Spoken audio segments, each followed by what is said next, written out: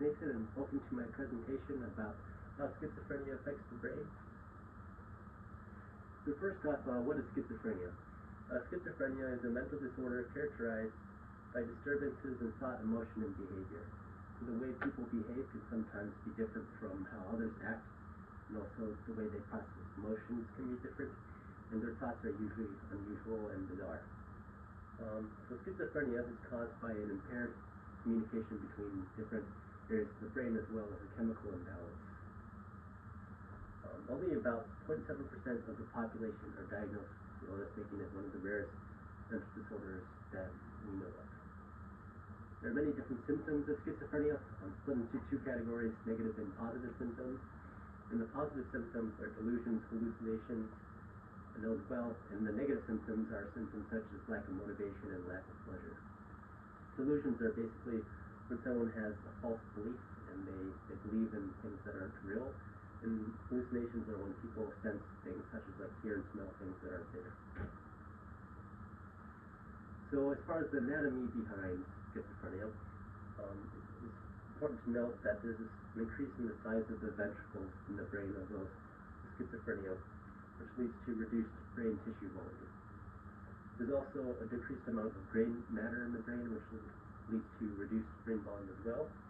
And there's particularly a pronounced loss of matter in the temporal lobe and the prefrontal cortex. And the prefrontal cortex is responsible for things like decision-making and memory. This leads to different symptoms of schizophrenia, where basically schizophrenics sometimes have trouble remembering things or completing tasks. The hippocampus also decreases over time in gray matter, making the illness a degenerative disease. And there also are high dopamine levels at the D2 receptors in the striatum, which leads to symptoms such as delusions and hallucinations. There's also decreased connectivity in the brain between regions from a reduction in the integrity of white matter, and also there is an abnormal corpus callosum in the brain. As you can see here, the prefrontal cortex is located in the front of the brain, striatum is here in the middle, and the hippocampus is below the striatum. As far as early signs of schizophrenia, there's signs that someone's about to develop an illness. There's nervousness, restlessness, depression, anxiety, trouble concentrating, unclear thinking, diminished self-confidence, low energy levels, decline in work and school performance, and social withdrawal. As far as interrelationships, weight gain is common from antipsychotics and reduced motivation. Reduced motivation, if you remember, is a negative symptom of schizophrenia, and antipsychotics lower dopamine in the brain to treat the illness, and this all leads to weight gain. There's also chronic inflammation in the body from the schizophrenic, basically an increased amount of C-reactive protein. There's also an increased tolerance to sharp pain for schizophrenia, as there's excess dopamine in the brain, and also this leads to less tolerance to chronic pain.